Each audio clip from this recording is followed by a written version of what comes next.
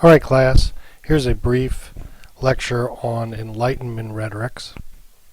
Before I talk about the three characters that I'm going to talk about today, Hugh Blair, George Campbell, and Richard Whately, let's first talk about the term enlightenment. That's this word right up here. The Enlightenment is another term coined by historians to refer to a major development in history. Last time we talked about the Renaissance, which was that period basically from the 14th to the 16th century in which European civilization radically changed. The next development of this kind, which is even broader in a lot of respects, is what's called the Enlightenment. At the end of the Renaissance, one of the things that happened that was quite remarkable was the printing press was invented. And for the first time, there could be the mass production of books. And it meant that for the first time, there was also the possibility of enlightenment, meaning that everybody could learn. Literacy was possible, even for people who weren't wealthy. Anybody could learn to read if books were widely available.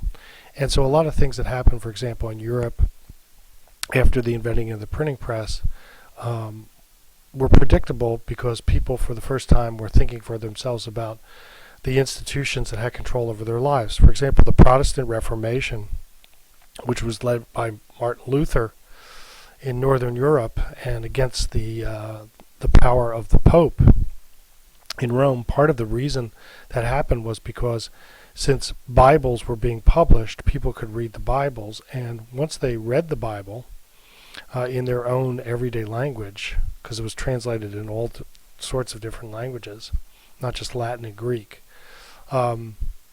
people could actually see what the stories in the Bible said and what the Bible promised in terms of religious rewards to believers. And one of the things that people found reading the Bible was it didn't set up any kind of hierarchical or bureaucratic system that required them, for example, to follow the Pope or believe in all the dogma of the Roman Catholic Church. And as a result, a lot of people said that they could have a much more direct personal relationship with God, that they didn't have to have a leader or somebody who was deemed essentially God's representative on earth to grant them indulgences or provide for their salvation. And so people started thinking a lot more for themselves. And of course, this didn't just apply to religious matters. This applied to every area of thinking. So the Enlightenment actually is the period of history, again coming right after the Renaissance, where some of the fires that got lit during the Renaissance really accelerated. For example, during the Renaissance there was a lot of science that started showing up for the first time, Galileo for example. But during the Enlightenment period, science became a full-fledged, mature discipline, and one of the major events in the history of the Enlightenment was the arrival of the theory of Isaac Newton, in which he wrote the first complete mechanical and mathematical accounting of the nature of the solar system, talked about laws of gravitation, laws of motion. The whole modern discipline of physics was born because of Isaac Newton's brilliance. And again, this was very much a feature of the period, that people were paying attention to modes of understanding that were much broader than anything that had gone before. And they were being unshackled by some of what the religious institutions that had controlled Europe for 1,000 years were doing to hold back their independent thinking. And of course, some of the ideas that were being developed ran in straight contradiction to the teachings of the church. You know, for example, the nature of the solar system and the universe and so forth. And then later on in the 19th century, there would be issues like that with biology and Darwin. Now, what happened to rhetoric during this time? Well, rhetoric was imbued with the spirit of enlightenment. In other words, rhetoric was not only the technical means by which people could learn how to persuade or argue, rhetoric also was looking at what people were learning about human beings and human society at the time and using that as a basis for theorizing about how persuasion should take place. So these are very different types of approaches to rhetoric. So there's the big three of Enlightenment rhetoric, which actually come at the tail end of the Enlightenment period.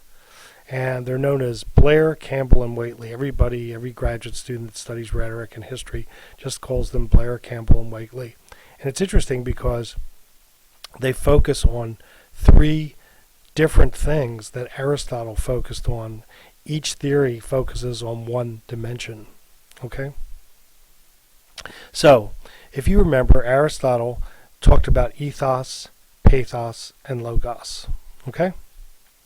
And you would think that in every case, you could examine how persuasion takes place by attention to each of those variables. For example, if your speech was lacking in logic, you would pay attention to logos. If your credibility or character as a speaker was in question, you would focus on ethos. If you were not reaching the audience, you would focus on the elements of your speech that connected to the audience emotionally. And so that might be style, for example. And in their own particular way, each of these theories of rhetoric looks at some of those variables. So let's go in reverse order and let's talk about Whately first.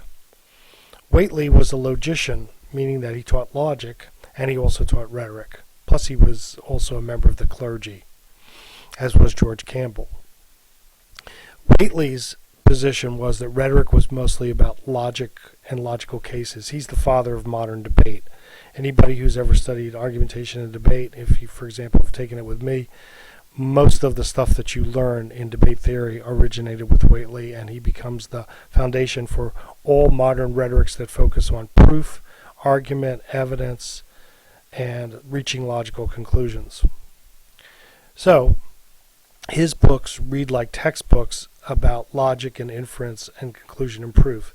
This is a very powerful basis for modern rhetorical theory because most attention to rhetoric in the 20th century will be about whether or not arguments are logical or whether cases can be proved. So obviously, Whately's approach is very tied to Aristotle's notion of logos. He's writing a whole rhetoric which is basically addressing the variable of logos in persuasion. He's saying that's the essence of rhetoric. Okay? George Campbell, on the other hand, though, he's very focused on the audience, right? And he's looking at his time at what some philosophers and also some psychologists, the discipline of psychology is beginning to emerge in the 18th century. It'll really emerge in the 19th century with Freud. But people are beginning to theorize about how the mind attracts to ideas. In other words, what persuades people. And George Campbell's philosophy of rhetoric relies on one of the most famous philosophers of the Enlightenment, a guy named David Hume, who had a theory about how ideas are associated between human beings. He drew directly on that theory and created this theory of rhetoric called the philosophy of rhetoric. Notice, by the way, it was published in 1776, the same year that the Declaration of Independence was written. It really looks at the association between the mind of the speaker and the mind of the audience and the psychological connections that can be built there. And again, looking at contemporary philosophical theories. Very interesting that that in doing so, he actually came up with a definition of rhetoric that's very different from anybody else's. It's arousing an attitude or emotion in the audience or hearer that's consistent with what the speaker is trying to do. In other words, a meeting of minds. Nobody had ever really had a theory of rhetoric that said that the purpose of rhetoric is to have a meeting of minds, for us to see things the same way. It's an associationist rhetoric where my mind and my mental structures are associated with your mental structures. So we see things the same way. Hugh Blair focused on the remaining variable that Aristotle focused on, which is the speech itself. Okay, he was not a person who focused on ethos, but he was a person who said that the language is the paramount thing in rhetoric. So he almost exclusively wrote about style. He took rhetoric to the level of being literature, and writing great speeches is writing great language. It's being an editor, it's being a composer, it's being trained in composition. This actually harks back to Quintilian, because Quintilian was very much about the compositional aspects of rhetoric as well. So that doesn't plug into a particular variable of Aristotle's, but speech, speaker, audience, speech being Whately in the logic, audience being Campbell in the psychology, that remains as the speaker, and the speaker's style attaches to the speaker. Somebody speaks in such a way that's representative of what they're trying to attain or achieve, and so there is some kind of a link there. Okay. Now you might say that between Blair and Campbell, the link between style and audience represents one comprehensive system of rhetoric that's based around audience and therefore around pathos in Aristotle's configuration. But these are three distinct tracks. One has to do with writing and style, one has to do with the psychology of the audience, one has to do with logic and proving cases. Interesting thing, I would say that Blair's approach is largely superfluous these days. Your public speaking teacher might have talked about style, but obviously didn't teach a lot about that, about writing and style and language choice. Might have mentioned it, saying, for example, that the style should be appropriate.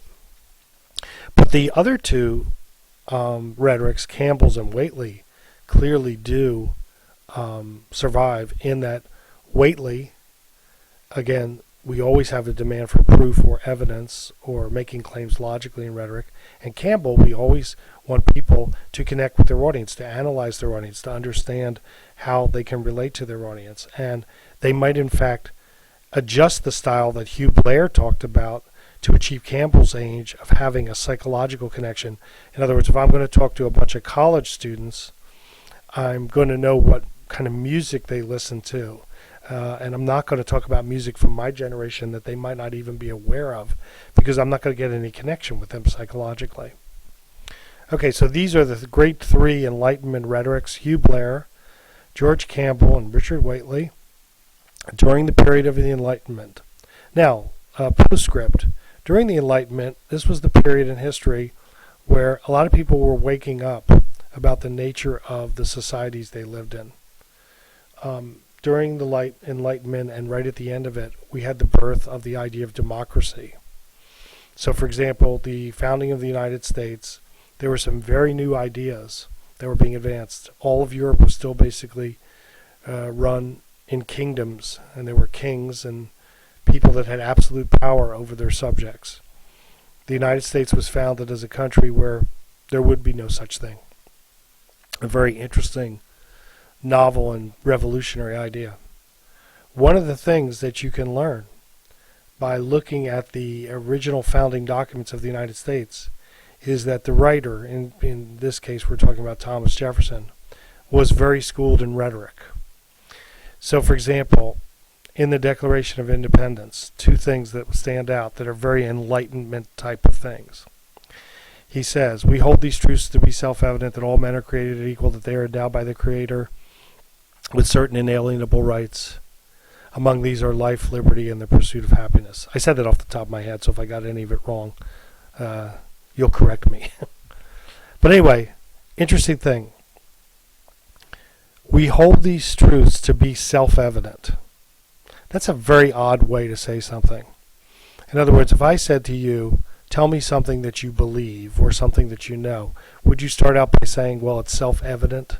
Self-evidence is a term that comes right out of logic. It might be right out of a book, like something that Whately would have used to teach rhetoric. Of course, Whately is a little after 1776, but there were such books about rhetoric and logic that were published all over England and therefore distributed in the new colonies in North America at the time of Thomas Jefferson. And his education was such that he probably studied a lot of rhetoric and a lot of philosophy and a lot of logic. So when he's making the argument, we hold these truths to be self-evident, he's saying, a priori, logically, just as a matter of absolute fact and right, we know that this is true. This means that he's informed philosophically, that he's using the language of logic. He's what's called a rationalist. He's an Enlightenment person. He's no longer saying that kings and religious leaders are handing down dogma and statements that must be true because the people that are saying them claim that they must be true. Instead, he's saying, I'm an enlightened human being. I'm examining my own thoughts.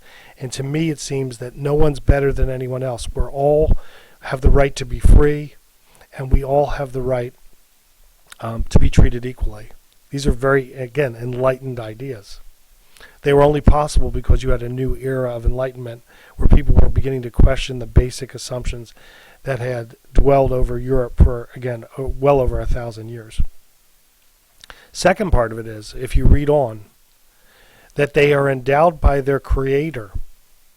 Now, it's interesting that Jefferson didn't use the word God. He said Creator. That's unusual. And I think it's because, again, that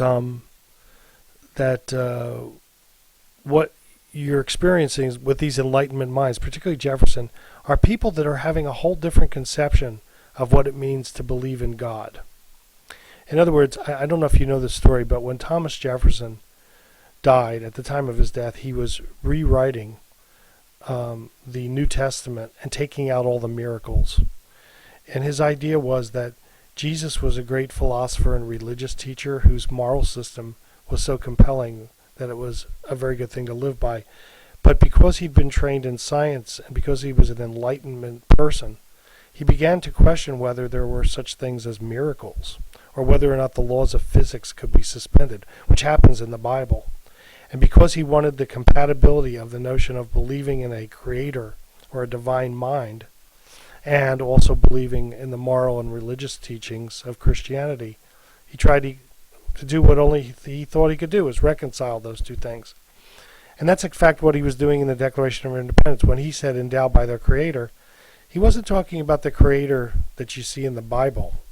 He was talking about the logic, the reason, the order of the universe that holds it all together, that makes it consistent, that makes it whole, that makes it rational, that makes it fair, and that makes it law-like, meaning that things behave the way they're supposed to be and as predicted. So when you say that, for example, that all men are equal, it's because you have no presupposition that any person or any institution is saying, no, we're not equal, and I'm more important than you. Like if a king says, I derive my power from God,